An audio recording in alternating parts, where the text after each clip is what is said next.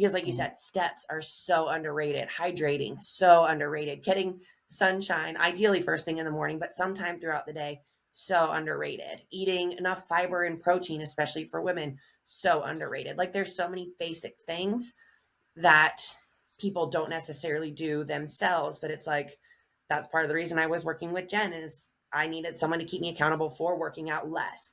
And, you know, a lot of people it's more, but we all have our different goals. Or getting that sunshine first thing in the morning.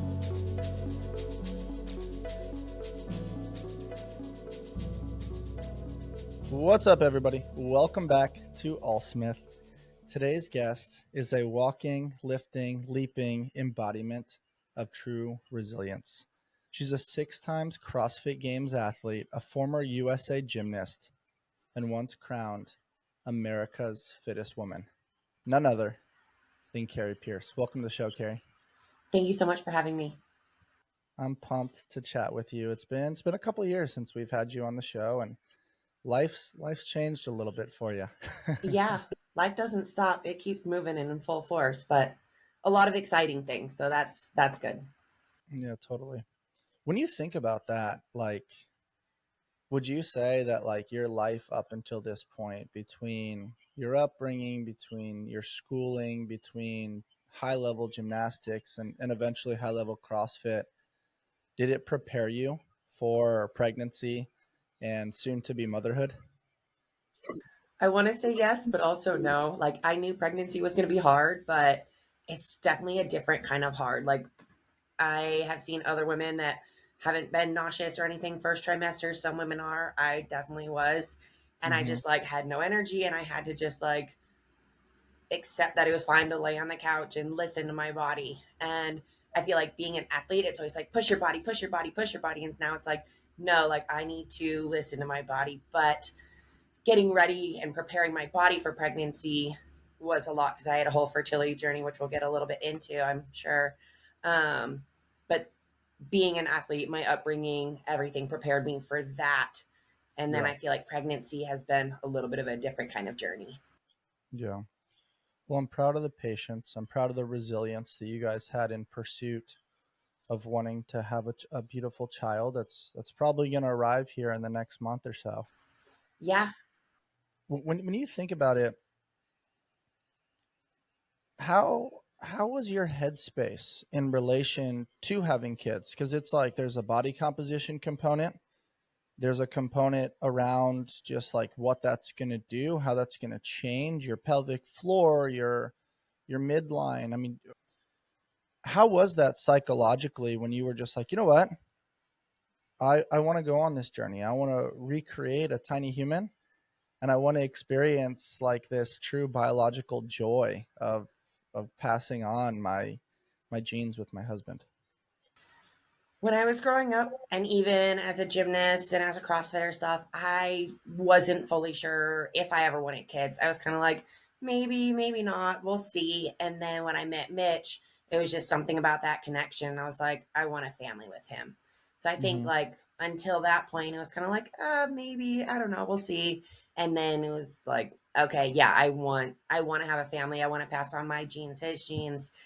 And I ended up having to get my body right, increase my body fat, as you talked about a little bit, and just slow down, reduce my stress, do the opposite kind of when I was an athlete. Because Mm-hmm. athlete, you're pushing your body the limits, and then all of a sudden it's like, no, like you need to slow down, you need to increase your body fat, you need to just take a step back. And then there was all this work that went into getting pregnant. And then now Mitch jokes, so I'm like, oh, my belly's so big, and talking about that. And he's like, yeah, but you worked so hard to get to this point. And I'm like, I did, especially getting ready for it and then now being in it. And at first, it was really, really hard just being known for abs and having such a strong core and just being that level of an athlete and then having to reduce my training, not being able to do physically what I used to be able to do. But keep in mind, I'm in a different season than when I was an athlete. So it's definitely hard because as an athlete, you look a certain way, you feel a certain way, you can do certain things. But I keep having to remind myself, like, I'm in a new chapter, and now it's about Mitch, myself, and our baby girl, and it's not about me like it has been in the past. Yeah, Carrie, that's so well said. You carry yourself with such a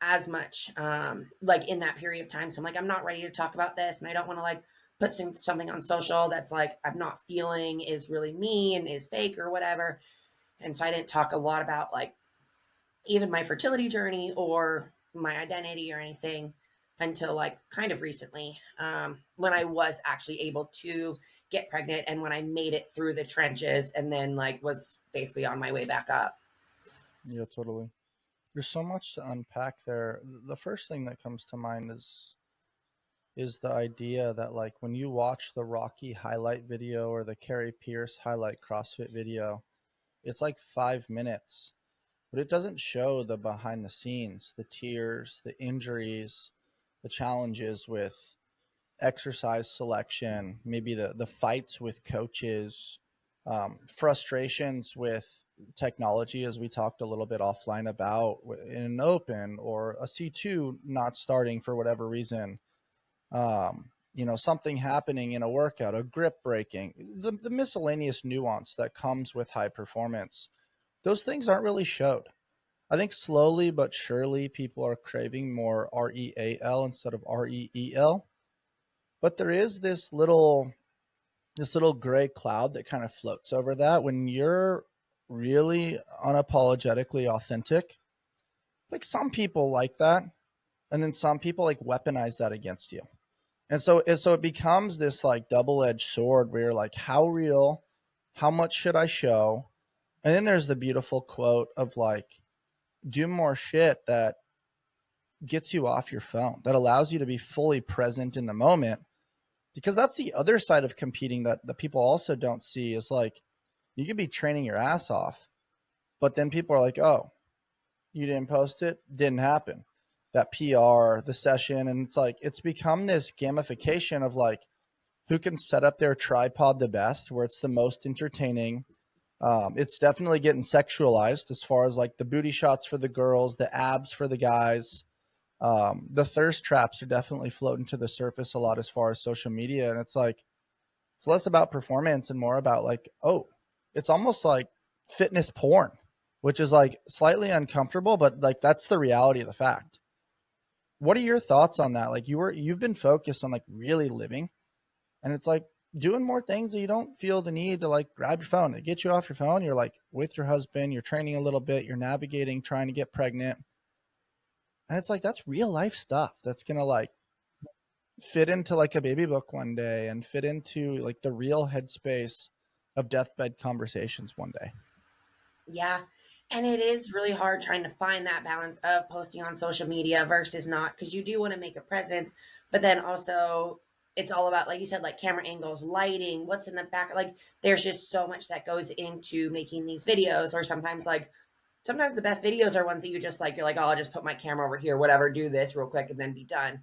But you look at it and you're like, I should refilm it this way. So there's a lot of time, energy, and stress that can go into it. And you're like, I would rather be like spending this time with these 15, 30, whatever, however long it ends up being with my husband and soon to be daughter than being on social, especially because I mean, you don't know how many views and like you said, the thirst traps, like that whole thing.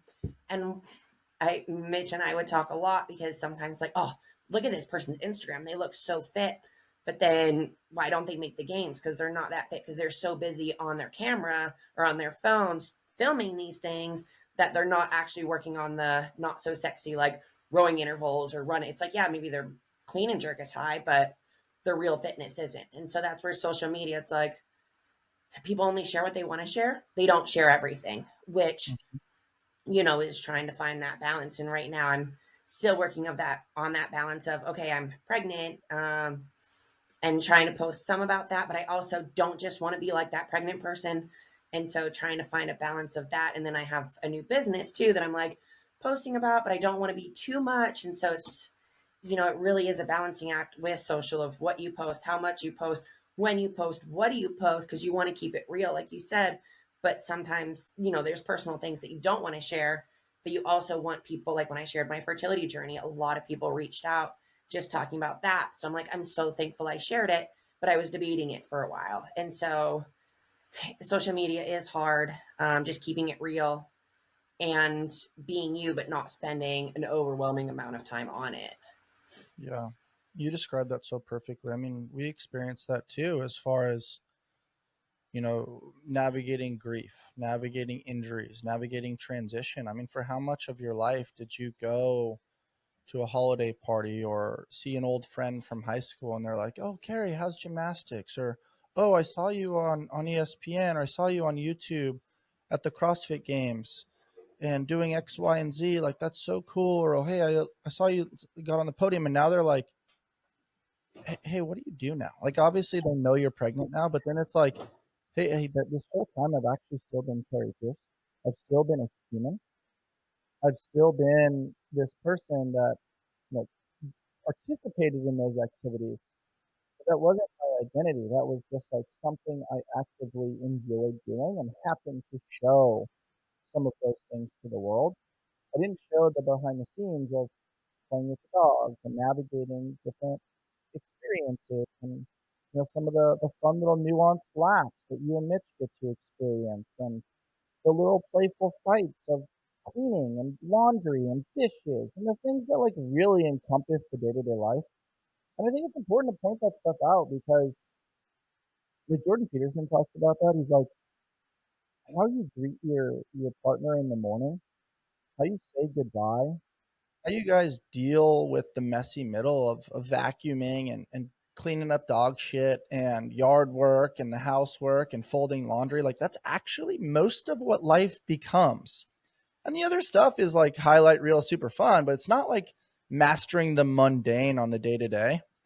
It's so funny to me because people that are like maybe of the age demographic of like, hey, we existed before social media existed, like you cognitively get that.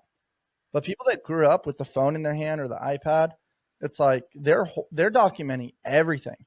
It's a very interesting psychology. What are your thoughts on some of that?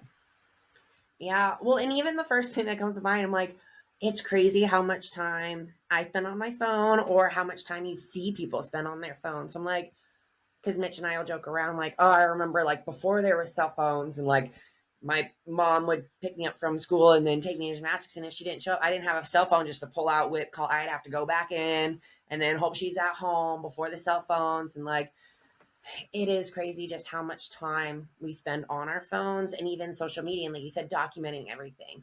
But then there's also the plus of it where I'm like, oh, like your phone's like, oh, 5 years ago this happened, or CrossFit posted a photo and it was like, oh, in 2015, here's Murph. And so it's like, it's cool because you do get those reminders of the past, but then Yeah. also you're spending so much time on social media. And yeah, like a lot of the things that people choose to share are the extreme. So it's like, oh yeah, like I end up sharing like a video of me doing Murph or like my version of Murph um, for Memorial Day. And like, Mitch and I didn't share like me cooking and him doing laundry or whatever. Like we don't share those things. So that's not exciting, like, because like you said, it is everyday things and it's not something that's going to grab people's attention unless there is like some sort of humor in it or whatever. And so I don't know. Yeah, it's like you're sharing the extremes and you're not sharing like the everyday, which is basically what social media has come to because people want to be entertained. They don't want to know like the everyday, like soon the changing the diapers and whatever, like unless there's an entertainment aspect of it. It's not just like normal daily life. And so it's the Yeah, extremes that people have gotten used to. I think you're totally spot on. And the reason why I brought that up is because I think so much of it is marketing bullshit. Because what actually works, like even if I just use the podcast space, most people don't make it past episode 20. They're all excited. They get all these different things and they're really smart. They speak really well. But it's fucking hard to be consistent. Not everything is this really sexy exercise that comes on social media. It's not always about constant variety. It's like, let's just get better at basic sit-ups, basic leg raises, basic hollow body holds, basic planks, Russian twists.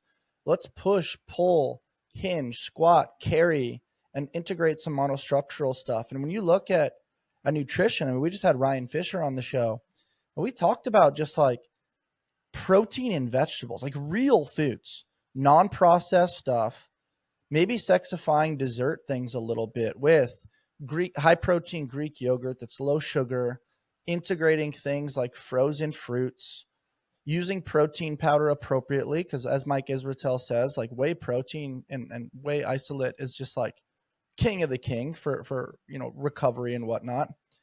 And it's just like that stuff doesn't sell. Like waking up in the morning, getting natural sunlight, hydrating before your coffee.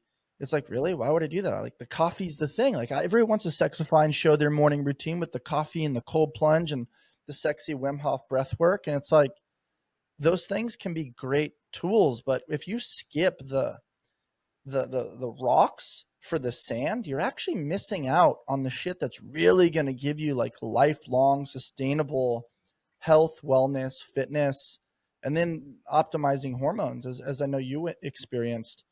How much do lifestyle design and healthy habits play a role in your life, even though it's not really documented on social? The Trident family taught me something really important this last year, that we are all a bundle of stories, both good, bad, and everything in between. All of their cold brews remind their customers that they are part of something bigger than themselves. I start my day with the Sweet Cream Cold Brew as I am prepping my mind and body for fitness, service, coaching, and podcasting. With various locations in San Diego, they offer over 14 nitro cold brews and a variety of specialty drinks. You can find the perfect brew and pair it with one of their treats from the Keto Bakery. You can check them out over at tridentcoffee.com and use code ALLSMITH to take your coffee experience to the next level. Oh, it's so important. So important. And like the sunlight in the morning, like that was something Jen got me onto, because I was like, do I need sunlight? And so I start my day off with a walk in sunlight, and I just feel so much better after. And like, yeah, no, it's not the sexiest thing in the world. Like I'm not doing any sort of crazy walk, jog, interval, anything. It's just get out, like walk however long, 10, 15, 20, however many minutes you have. And yeah, drink water before I go on my walk, and then if I have coffee, then I have it with breakfast. But then also the eating, like, I mean, pregnancy, I've eaten more ice cream than I should. And I told Mitch we have to get out of the house after I'm done with pregnancy because I want to get back to my routine.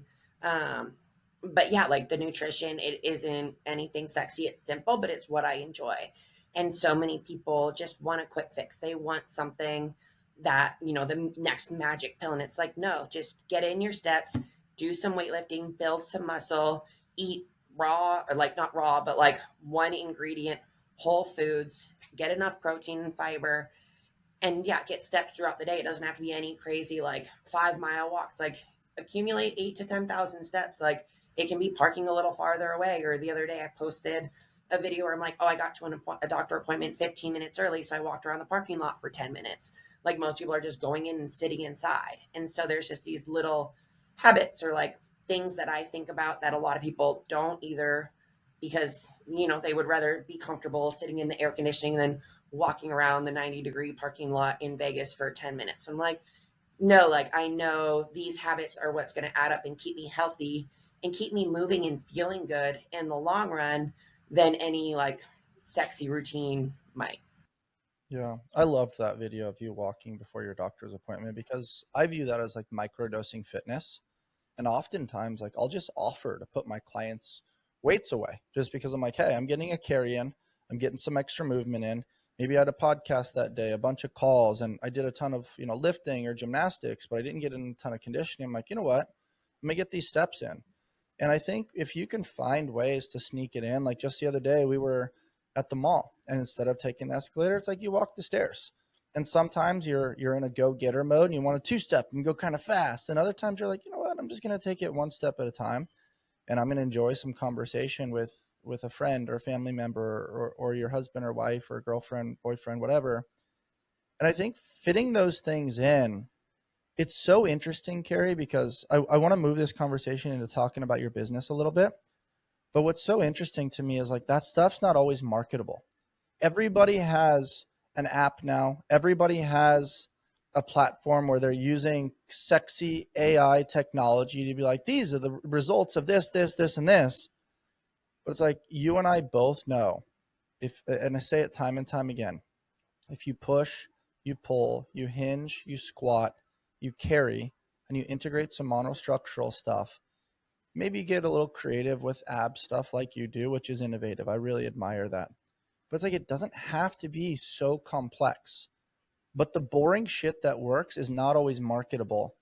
So the people that are doing great things aren't always the ones that are getting 20, 30, 40K a month, like some of these fitness professionals that market themselves so well. And it's an interesting thought to explore, because it's like, you did the thing at the highest level in multiple facets of life. And maybe somebody that didn't do the thing, that doesn't have any education, that maybe is really genetically blessed, looks really good over here, and their lighting is good. Maybe they can afford a videographer that like really sexifies the content a little bit. The music is just right, in the right place at the right time. Right now, from a business standpoint, that person seems to be maximizing versus this person that's really putting in the nuts and bolts and truly cares about their clients.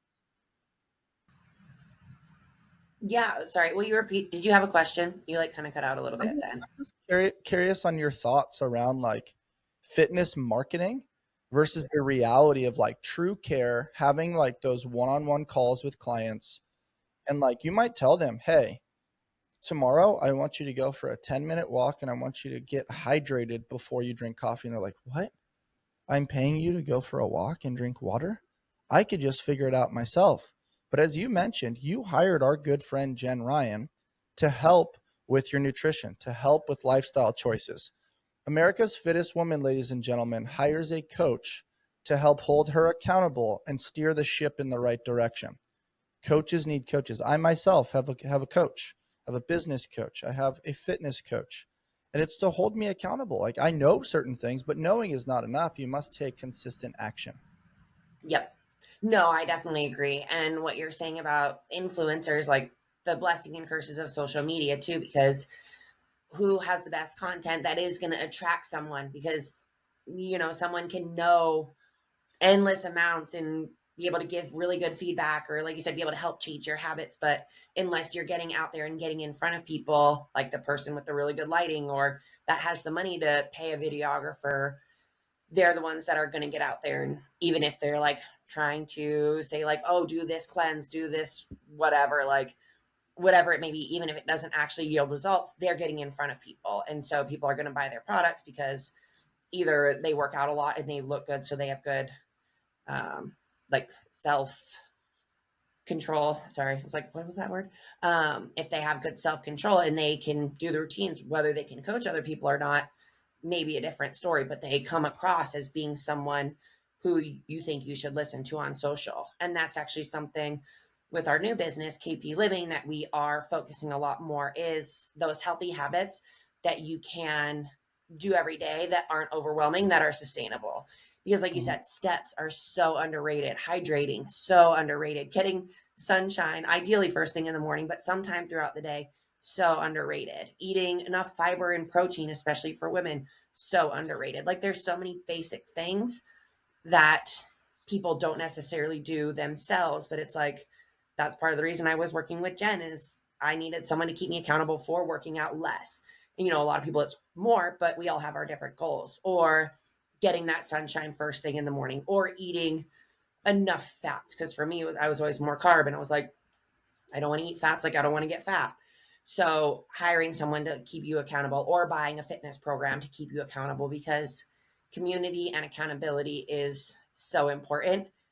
And yeah, I think just people realizing those little things that you can do during your day that are just going to make such a bigger difference than just the 1 hour workout. You're like, oh, I don't have an hour to get in my workout. It's like, no, like, okay, well, eat better, get in your steps and do a 12, 15-minute workout. Like that's going to be a lot more beneficial than you just like giving up on yourself because you didn't get in your hour workout, or maybe then getting in your hour workout, because then you might be the person that's like, well, now I can eat my ice cream because I got in my workout. And it's like, probably should reevaluate that.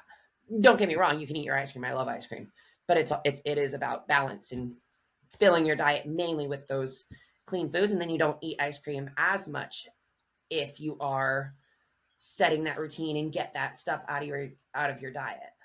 It's also an awareness component, right? Like, because you have the awareness of like, hey, I enjoy the treat, I'm going to be a little bit more disciplined. So that way the treat is that much better. Like if you're lacking discipline, now it's like you're guilt tripping yourself and shaming yourself while having the treat. And I think the same way you talked about KP living and just like dialing in lifestyle habits, most of us don't put on weight or lose our fitness all at once. It's not the one cheat meal. It's gradually over time where we create those micro justifications around like, hey, let's have that treat. Hey, let's skip that workout. Hey, let's have the soda instead of the water. And that gets just like added over the course of time and just like one thing after another. And then it reshapes our identity because we've given ourselves too much grace. And so, there's a psychological balance there. And like this word balance gets thrown around a lot. And so my question for you, Kari, is like the integration of these habits. How do you tinker with kind of tracking this for some of your clients and holding them accountable where sometimes you do have to be bad cop, but then other times you do have to exercise compassion and grace and give a little bit of a free pass? How do you kind of play with that ratio? Yeah, I think a lot of it is just educating people on why they need to make these decisions and like letting them know that it is going to be hard, especially to change your habits. But if you do them slowly and then you realize how good you do feel after you make those changes, you're going to want to keep incorporating it and just knowing like the hardest part is always getting started. And with our business, like we do have a Facebook group, and that's something where I'm always like, people get in the Facebook group because there's a community. And I think keeping each other accountable in the community is a great way to just motivate people to make those better decisions. It's like you shared, oh, I got in 10,000 steps today. And then you have all these, especially women, like, oh, that's so amazing. That's so amazing. You're more likely to keep it going. Or if you buy a program too, I think part of it, spending money, you're more likely to do something if you spent money on it. So even earlier when you said you hire a coach and they're like, oh, hydrate and drink water. And they're like, that seems so simple. Why would I pay you for that? But you're not doing it on your own. Even if you knew to do it, you're still not doing it. So I think sometimes like paying then keeps you more accountable as well. And so education, and like I said, sometimes, and having that accountability group and then paying and having a program where someone just tells you what to do. So then you're not thinking about, okay, Yep. what should I do? Maybe I'll squat today. Maybe I'll do some shoulder press. I don't know. And so I think having a plan and having people that keep you accountable and cheer you on are great ways. And I mean, we don't necessarily have anything like in like structured that's like, okay, you eat ice cream once a week. It's kind of like, okay, we want you to eat like this amount of protein, this amount of carbs, and do these workouts. And a lot of people too, they start doing the workouts. They look at like the nutrition tips. They start following the nutrition tips. They start to see their body change. And I think that's enough motivation for a lot of people to keep it going. Then again, you get people that are busy with life and have things come up, and it's like, okay, little reminder, like time to get back on it. And so they do. And then, people cheer them on, and that's motivation for them to keep it going. Yeah, it creates that buy-in for sure.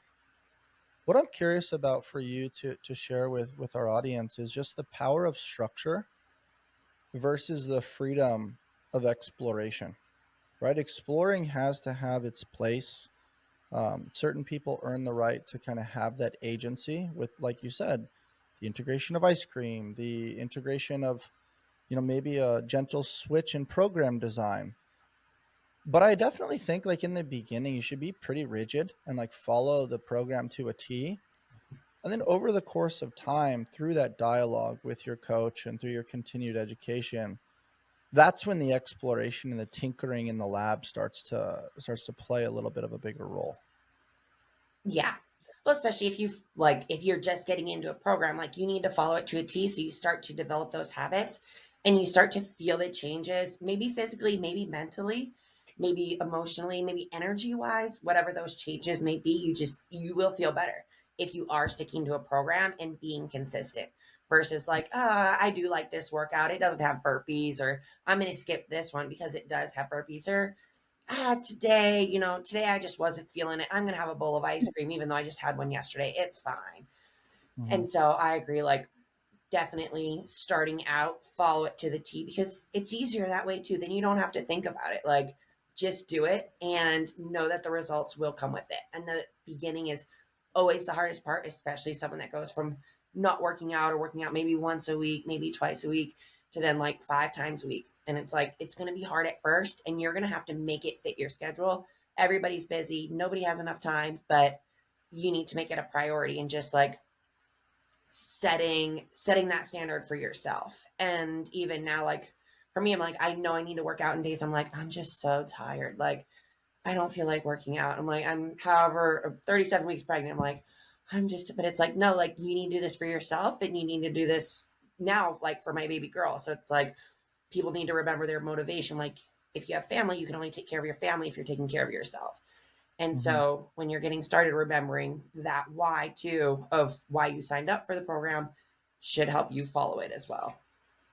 Yeah, that's so well said. I really appreciate you sharing like your foresight around like, hey, I'm not just doing this selfishly for me right now. It's like, no, me doing this is going to help my health, my wellness, my hormonal balance. It's going to allow me to process and think more clear, be a better partner to my husband, be a better future mother. Eventually, she's going to watch my behavior and emulate me. She's not just going to listen to what I say.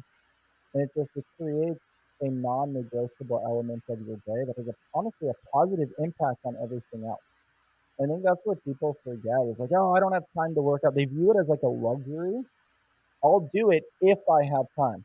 It's like, no, make time and you'll complete your to-do list if you have time. Mm-hmm. But there's always going to be more to do. There's more work. There's more money to be made. There's more bills to be paid. There's not always more time to work out because our world teaches us to like use your health in pursuit of wealth, and then later on use your wealth to try to regain your health with things like Ozempic or quick fixes or surgeries. It's like, okay, they might work a little bit. The science may support some of those things. But the reality is, if you microdose your fitness across a lifespan, you're going to enhance the quality of your life. You're going to enhance the community and the audience of people around you. And I really admire that you're doing that. Kari, where can people find more about your business? What is it called? And what are the other programs outside of just KP Living? So KP Living is actually the name of the business. And my website is just my name, karipearce.com. And we Cool. have a few different programs. Our flagship program is Living 45, and it does have workouts 5 days a week for people. And they are easy access. Like you just need dumbbells. They're between 12 to 15 minutes. There is a cool down and warm up as well. But the workouts itself are just shorter because people are busy, and it's like there's no excuses. So, but they are, just because they're shorter doesn't mean they're easy. They're definitely efficient. And then we have full body stride, which is a workout that people can get in. It's with dumbbells, and then also helps people to get in their steps, because a lot of people, if you haven't worked out and you're trying to eventually work out, get in your steps, get in some light weights, just get moving. It's like, I love the program. It was so fun doing, but it is like a lower entry program. So if people are just getting started, like just get up, just do this. Like the workouts are 9 minutes. And Mm-hmm. then we have Desk Fit in 5, which is just 5-minute workouts that you can do during work. 5 minutes, just get up, 4 minutes of like a workout, and then a minute of a stretch at the end. So those are the programs we have right now. And we have a community, KP Living. It's a Facebook group. And like I said, I just love people that are in there because they cheer each other on. We have free resources, just free workouts, recipes, advice, things, that are simple, like hydrate before drinking your coffee, or ways to get in extra steps. But just women supporting women, which I love too, no matter where they're at in their journey. Like you're trying to get pregnant, or you're in perimenopause, which a lot of the women are as well. And then my Facebook page is just Kari Pearce CrossFit Games athlete. Instagram is Kari Pearce CrossFit. And yeah, I think that sums it up. I love that, Kari. I also really appreciate just the conversation about hormones. And I've recently started coaching a lot more women as a part of Allsmith. And the majority of them, if they're not using a data tracker or an Aura ring of some sort, they use the Lively app, which seemingly does a pretty good job and is pretty close to accurate for a lot of my women. And they'll they'll share me on it. So I know like, hey, they're on their cycle this week. They're not feeling as strong. We'll go a little bit lighter, a little bit lower on intensity, but we're still going to keep movement. We're still going to create optimal muscle contractions. And it is continued dialogue, but it allows me to understand like, hey, this isn't the week that they're doing heavy deadlifts and really heavy Bulgarian split squats. They're probably going to have a little bit more low back pain. And I just love that open door of communication, because at the end of the day, the client is going to know their body way better than I do. And I kind of want to co-pilot. I don't want to take control and, try to steer the ship. It's just, I'm there to help paddle and support and create accountability. And so when you look at management of hormones and some of your journey there, at the time of you competing, it's like all gas, no brakes. You're trying not to think about that too much. But then it's like the reality of the matter is like inevitably bodies change, especially for women. Men probably too. We just happen not to bleed. Yeah, I mean, when I was an athlete, like you said, I was just focused on competing, and I talked to I saw a few doctors when I was competing, even when I was a gymnast, and they're basically just like, you're active, you're lean, like you're fine. And I don't know, I felt good when I was competing. I didn't have any problems. Like I was really healthy as far as like my body goes, my mind, everything. Like I was at the top of my game. And so I'm like, I'm not going to worry about hormones or a period or anything. Like the doctors just say it's fine, you're lean, like we'll worry about it. Like, just push it off. Not even that we'll worry about it later, like just push it off. And so, yeah, it wasn't really something I had on my radar just because I was all in, like being an athlete.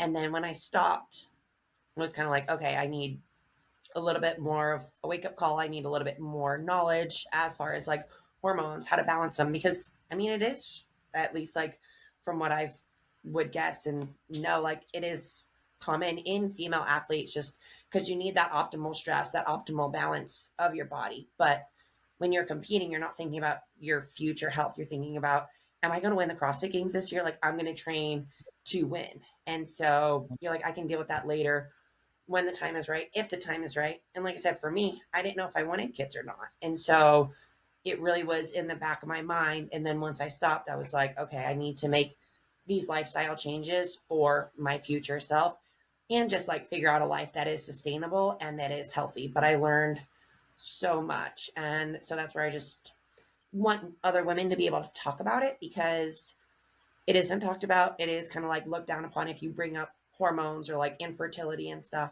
And it shouldn't be, because it is so common. And I feel like it is getting more and more common.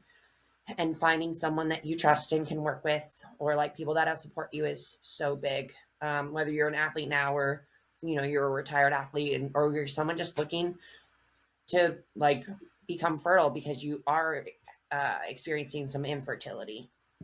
Mm-hmm. What was your hormonal shift? Like, how did you change your food?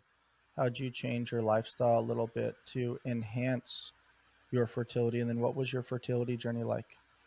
Yeah, so I basically started it. I contacted Jen Ryan, and she had me get a full blood panel and just saw where everything was. And one of the most shocking things was my thyroid. I had a slow thyroid. And I was like, I was an athlete. Like, I'm not overweight. I'm not fat, which is like, or I'm not always super tired, which which is associated with hypothyroidism. And that's due to just a lot of stress over the years. Obviously, cortisol, progesterone, estrogen, all those things everything was all over the place. But I was like, okay, yeah, I figure progesterone and estrogen, like who knows? And then the thyroid was definitely the most shocking. But just reducing my stress, overall mental and physical, slowing down the workouts, taking time through my day to meditate, just not being in work mode 24/7, which is the kind of person that I was. So it was definitely hard. And then even with nutrition, like she added in a few supplements. Selenium was one of them because it helped with thyroid. And then I had been taking magnesium, but we upped the dosage of vitamin B12, which we found out was sufficient in some inositol. I think that's what she added in. I'm like, oh, and a vitamin B complex. I switched around the supplements that I'm taking because of pregnancy. So we switched things a little bit. But those were just like some things that Jen added in. And then we even played with some like macronutrient shifting. So for a while, like I was moderate carb, and then we would do a couple weeks at a time where I'd be high fat. And so it's like 125 to 135 grams of fat a day. And when we first started doing it, I was like, I'm going to get so fat from eating all of this fat. Like, and not even because I'm like, oh, I eat fat, I'm going to get fat. But I was like, it is so many calories. But she did reduce my carbs, and protein, like, pretty much stayed the same. And I was like, I am in a different chapter. And I just kept telling myself, like, you're asking for her help. She is helping you. And the more we went through it, and I saw like my body changing, not significantly as much as I thought it would, I just like started to trust the process more and more. And things like starting the morning with walking in the sunshine allowed me to work out less, but still be physically active. So just making those shifts, like I said, in the nutrition, and then the workouts had to significantly reduce the weights I was lifting, the intensity. I still could do some of those things, but adding in more walking, which I feel like mentally is great for me. Yeah. Really gets the brain like tons of just like vibrant energy and innovation by going on a walk. And I want to touch briefly on what you had mentioned about fat, because fat got weaponized for so long, especially in the 90s. It was low fat everything, which created like this chemical shitstorm of all these artificial ingredients and things that are probably pretty toxic. And we talked briefly about like just single ingredient foods and whatnot. But fat not necessarily making you fat, but also just the reality of the matter that fat just has more calories. Mhm. And so if you are, psychologically in a phase of like, wanting to look and feel a certain way, that can really throw you the wrong way. How did that create tension in your mind, and how'd you navigate that tension with your coach at the time? Yeah, it definitely was hard, especially being an athlete. I was always a higher carb athlete because I'm like more energy. I just felt better with more carbs. And I mean, I would still eat like some peanut butter and olive oil I like to cook with, but I was always very careful. I mean, being a gymnast, I had coaches. They didn't necessarily like weigh me or anything, but a coach one time could tell that I like ate an ice cream sundae and basically told me I need to lose weight. So there was like, I feel like was and still is and will be like a little bit of body dysmorphia because of that. And so being like, oh, now I need to eat more fat. And it does have more, it has 9 calories per gram versus 4 in protein and carbs. And so, like, per gram, you're getting 9 calories, like over double protein or carbs. And so it's like, okay, now I'm going to be just eating so many more extra calories, but this is what my body needs. My body needs this extra fat to help regulate my hormones, especially my estrogen. Because I also saw a fertility doctor, and she was like, you need to increase your body fat so we can increase your estrogen, because estrogen is made from body fat, basically. Mhm. So I had to just try to keep that in mind as I was going through this. Like, you're training for something different now. You are, or not even training. I mean, I guess training, because training and I eating, actually but really like the way you said that. I mean, in some ways it is training, yeah, right? It's just yeah, training different. for life. Yeah. So yeah, I guess training for like a new chapter now. And so it was definitely hard. And I mean, most days I did eat the at least 125 to 135, but every once in a while I was like, Of just on course. your bad days, like we all have good days and bad days. And I was like, I can't do it today. No, like I feel fat. I look fat to myself. Like I can't.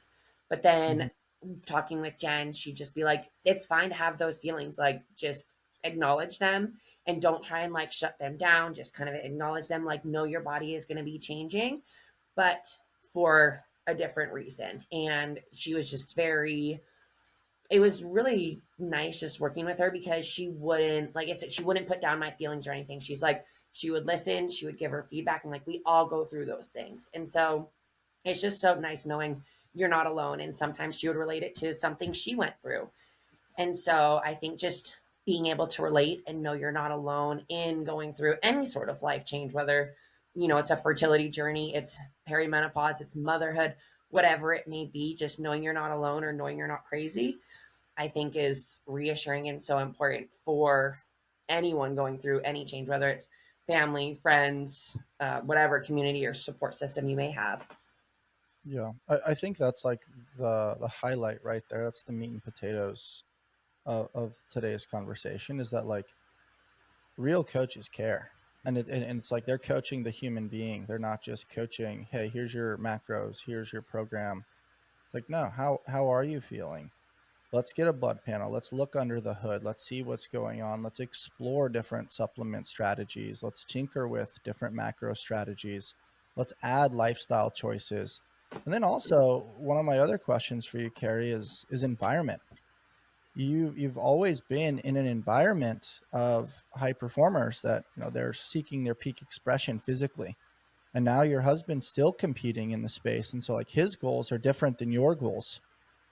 Have you kind of navigated that, and what's that looked like for you in this new chapter when everybody at the gym and your friend Alex Kazan and other people are trying to go to the games, they're trying to get Kari Pearce's wisdom. Your husband's trying to pursue the games now in the Masters division. And you're like, I'm trying to create a tiny human. Free is the way to be. Life beats us up a bit and causes some bumps and bruises, but that doesn't mean we have to stay on the sidelines. This is why we've partnered with Kinyon Labs. Get back to doing what you love with this incredible portable device designed to get you back in the game. Kinyon is on a mission to move people from pain to possible with their top-rated red light therapy and laser solution, which tackles inflammation along with muscle and joint pain quickly and effectively. What I love is that it's portable and rechargeable, making it easy to actually incorporate into my everyday life consistently. It's small and lightweight, so you can throw it in your gym bag or work bag, or even an overnighter.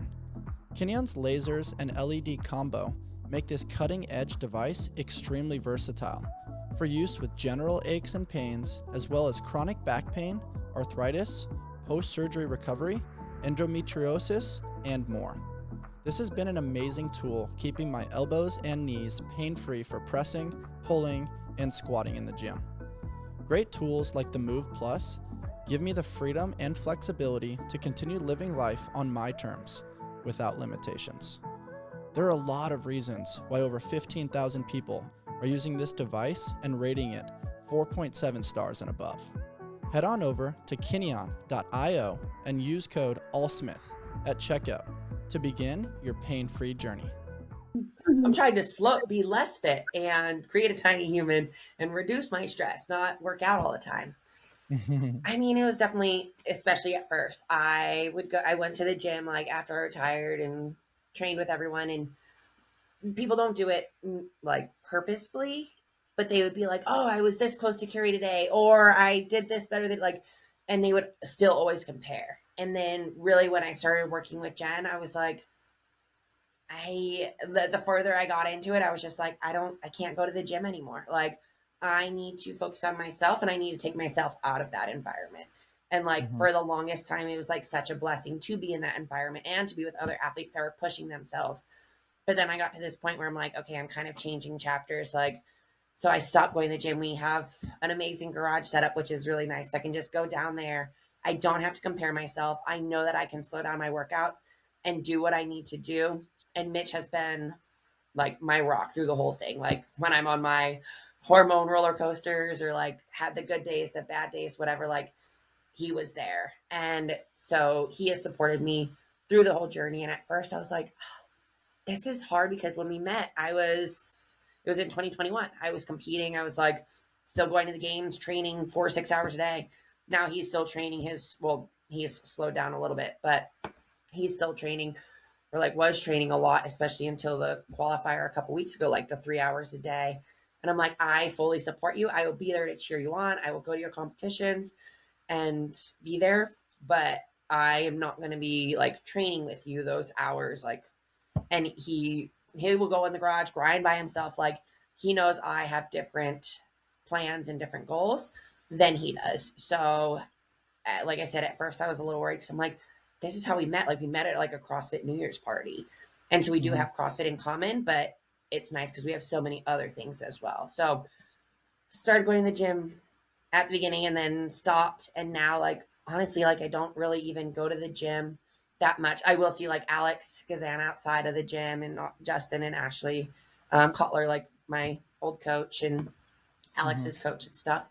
But I don't go to the gym just because I just don't want to compare. I don't want others to compare. And I'm like, I'm not the athlete that I was. And I know if I get in that environment, I will make bad decisions. So I'm like, just stay Yeah. out of it. I can still see the people. I can still get in my workout at home, like do what I need to do and not be put under pressure, because even if I know I shouldn't push at the gym, I will, because I am around the top athletes and they know me for being one of the best in the world. So yeah, that's pretty much what I experienced. I think it's really smart to change your environment in that way. Give yourself peace, give yourself grace, still train at a high level, but do it in relation to your goals in your life.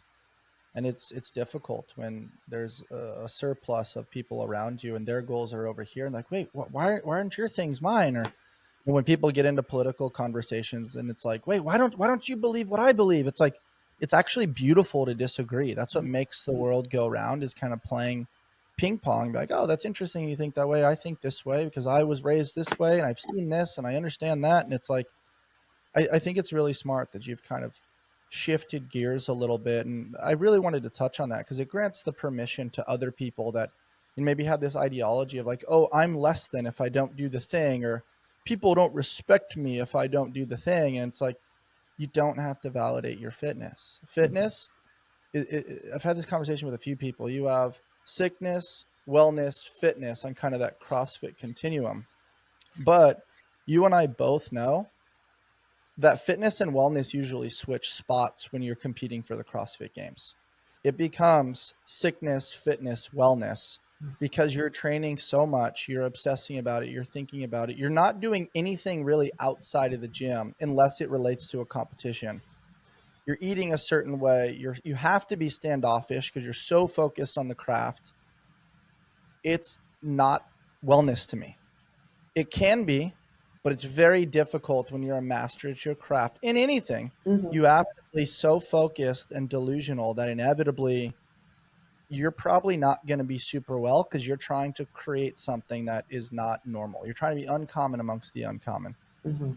And so when you get to that component where like, yeah, actually I'm tasting or craving to taste the other flavors of life, inevitably you're a little misunderstood. It's a little bit lonely at first when you navigate to a different environment, different community. Now you're connecting with people at a coffee shop or at dinner, and it's not in the gym where you saw each other every day for years on end. As we kind of wrap things up, Kari, how have you really allowed yourself to understand that lonely chapter? Because you lose friends sometimes when they're like, oh, you don't train with me anymore, I'm not really going to talk to you that much. Not that it's bad. It's just, it's part of maturity. Like, not everybody hikes with you to your peak expression, to your destination. They have their own destinations. They might go off. And there's a grieving process there where you're like, man, I thought that person's going to be with me forever. And then it changes when life changes and goals and chapters change.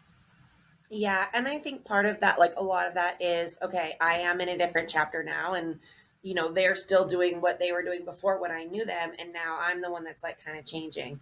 And so, I mean, it is hard because you go from seeing certain people every day, like hours and hours a day, and then all of a sudden you like kind of step away, and like Alex and I,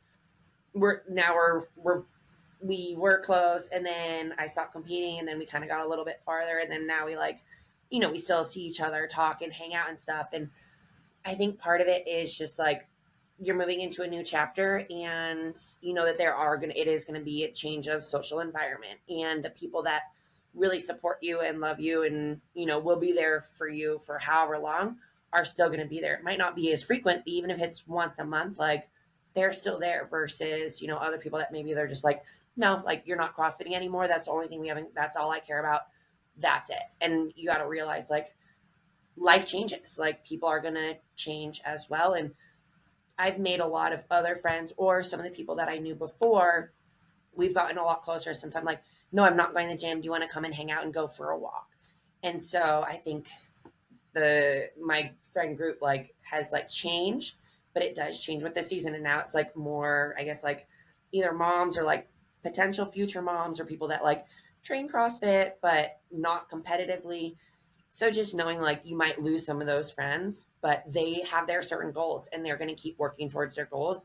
And I fully respect that for whoever wants to spend those hours in the gym and they're too tired to hang out outside of the gym, where they're like, we mainly just hung out because you were in the gym. So it was definitely lonely for a bit, especially as I was, trying to figure out my path and what was next for me, because that was really hard. So I feel like when you're going through that kind of shift too, you kind of isolate yourself.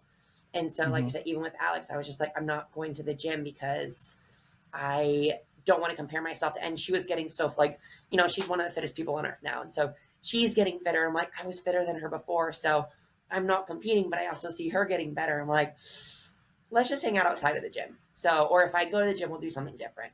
But Mm-hmm. just knowing that the people in your life, when seasons change, people will change, but there will be some people that are like your true group, even if it's 2 or 3 people that will be there forever. Yeah, so well said.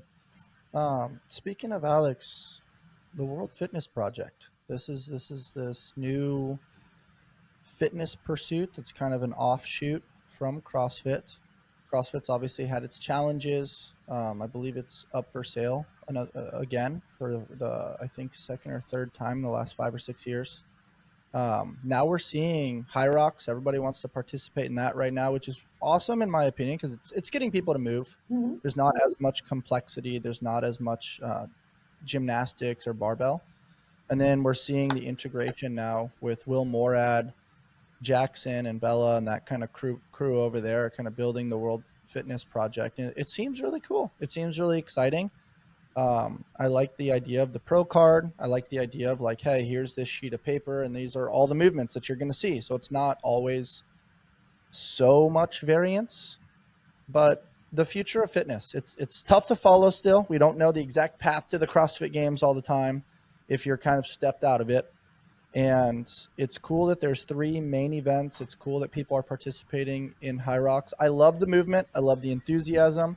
I still follow a bunch of my friends and I'm cheering them on from afar. But I'm very curious your thoughts. What is the future of competitive fitness? To be honest, I don't know. But like you said, it is cool seeing these different things. And High Rocks, I remember when it was like, I don't know, it just took place in like local convention centers. I was in New York in 2019, I think was like the first one High Rocks I ever experienced. And at first I was like, this is kind of interesting because it was inside and people were running the 1K like zigzagging back and forth like through a convention center. I was like, this is crazy. And then as it's grown, it's just gotten more and more popular. But like you said, to get people out training for something, I think there's something so powerful in that. And WFP, I love that. I love it because I saw Alex win. She won the first competition, which was so fun to see her win and her confidence to be there because she is such an incredible athlete. And if she believes in herself, like the sky is the limit, especially working with Justin. And overall, like Mitch and I watched it and it was really good. Really, it seemed like well-rounded programming. And so the first one seemed like fun. I think there was like a few lighting things that were like, oh, they might need to work on that. But for the first event, it seemed like everything ran smoothly. And Alex, she talked really positively about her experience, the athletes, the way it was run, and everything. So it sounded like definitely a successful first event. And CrossFit, yeah, I feel like CrossFit, is changing. We had when I competed, there was regionals. Then it switched to they had the different sanctioned events, or you could make it through the online open. And then the semifinals came. So I feel like CrossFit still is kind of trying to figure out exactly, what that secret sauce is that they want for long term, whatever that may end up Mhm. being. But I do think it's cool that there is different avenues for athletes to make money because, you spend your life like training for CrossFit and or training for fitness, I guess now like there's multiple events.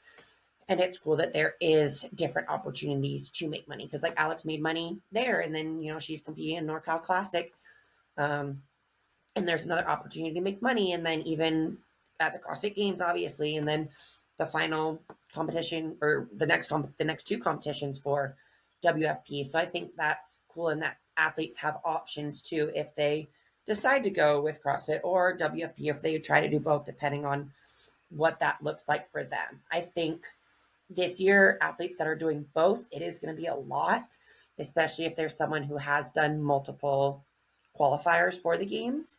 Um, but I think as WFP stays around a little while, maybe CrossFit, gets their new owner, then they'll see which they want to do, or if they still want to do both. So I don't know if that really answers. I don't know what the future is, but I think that it is cool that there are different options for people to pursue and to make money. Yeah, I totally agree. I think with it being so difficult to get like title sponsors to be consistent. I mean, we had Reebok for a really long time, then Noble for a bit, then it was Go Ruck. We've seen supplement companies come and go. We've seen cold plunge companies come and go. And it's the entrepreneurial market's tough. You're taking on a lot of cash, taking on a lot of capital, and sometimes it's difficult to get the ROI, even though it looks glamorous and beautiful from the outside looking in. Because we've had a lot of those founders on the show, and it's a grind. It's a grind to kind of monetize not just their companies, but then try to create monetization downstream for the athletes. And so I really credit the fact that the fitness community is really allowing all these different events to coexist. So that way, I mean, there's so much room for so many different avenues of fitness that doesn't have to be just one way. Mm-hmm. So I'm excited. I think it's really cool too. Like I got to spend some time with Alex out in Kauai a couple of years ago at the trail run. And I ran the majority of it kind of with her. And we just had some really cool conversations. It was super fun. And then myself and Matt Bickle trained a little bit at Jackson and Bella's place and got to connect a little bit with Will Morad and Street Horner and kind of hear some of the onsets of like where those conversations were kind of coming from as to what they could create and where it could go. And I think that they really care. I think they're really trying to create something based on athlete feedback, create optimal safety standards so that way people can continue to participate, because you and I both know the best ability is availability.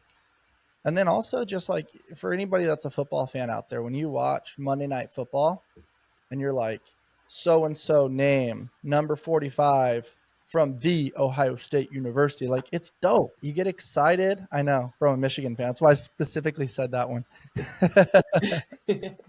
But you know what I mean? Like if they were just like Michigan Wolverines, you're like, that's dope, right? And it's just like, I think it's cool where they get to say where they're from, their first name, their last name. The lighting was all cool. Everybody kind of gets their little intro.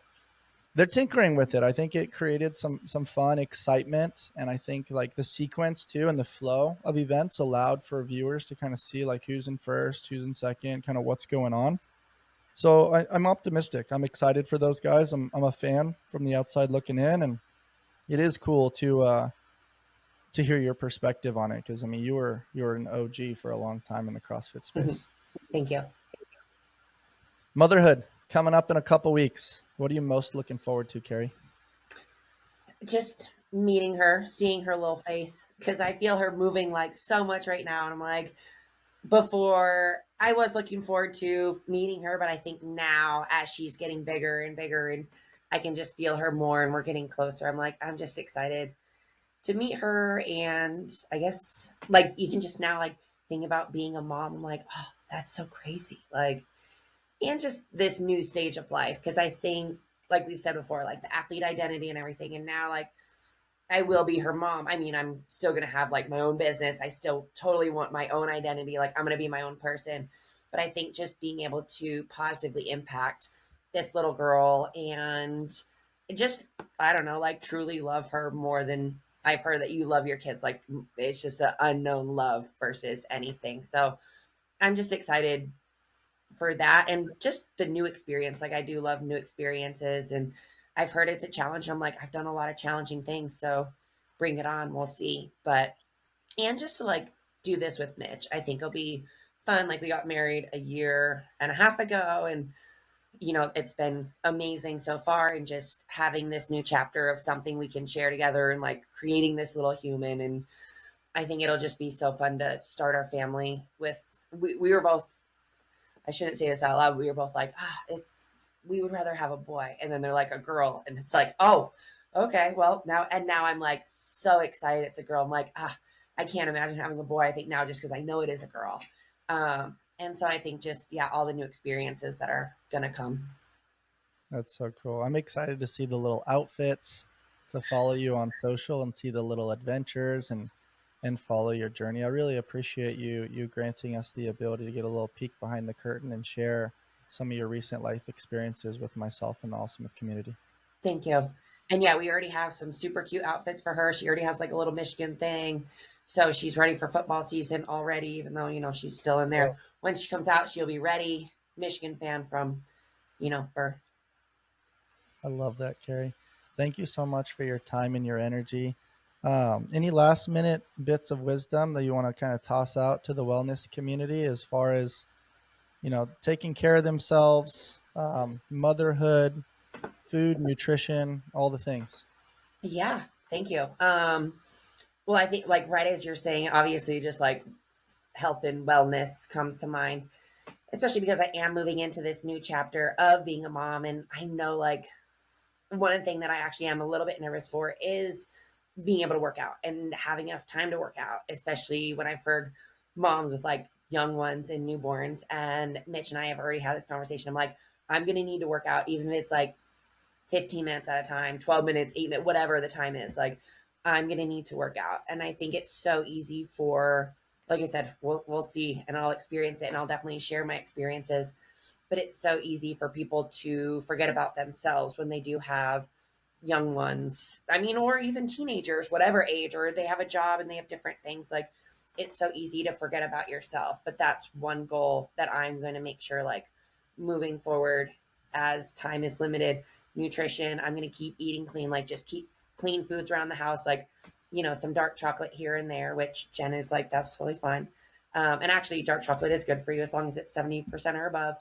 Um, but I think it is so easy for people to make excuses. But no, for you and for any of your loved ones, like if you take care of yourself, you'll be able to take care of others. And that's something that I am going to carry into this new chapter. And I just want other people to as well. Like, it's so easy to make excuses or say you don't have time and you're scrolling on social media for 30 minutes, but you don't have 15 minutes to work out. So just remember, make yourself a priority. It is hard and there is a limited number of hours in the day, but you have to eat. So you might as well make healthier choices, eat, your vegetables with your sweet potato and meat or whatever it is. Make those healthy choices because your future self will thank you, and all the little habits add up. So even if you can't go to the gym and work out for 2 hours, if you can do 8 minutes, like that's better than nothing. So that's I my love words I of wisdom. love that so much, and I really appreciate it. And also just to give a call to action for moms out there that maybe have a little bit more experience than Kari or have been through it with 1, 2, 3, 4, maybe even 5 kids. Feel free to reach out to Kari on DM. You're very responsive. I've always appreciated our comments and our communication with one another, and so that opens the door, to community and connection and exploring this journey of life together. Yeah. Thank you. I What, appreciate what that. And I for do like, yeah, I appreciate mom feedback because I feel like each mom always gives me a little nugget that I'm like, oh, I haven't heard that before. So yeah, and I love talking to people and I do enjoy like messaging people back. So I try to stay pretty active on social media. Yeah, Kari, you're the freaking best. Thanks for talking about discipline there. Because discipline truly is like remembering what you want most over what you want now. And I think you kind of summarized that really well today. Guys, if you enjoyed my conversation with Kari Pearce, please rate, review, subscribe, and share with your friends. And as always, stay on the hunt for who you've not yet become. Thanks so much, Kari. Thank you, Bryce.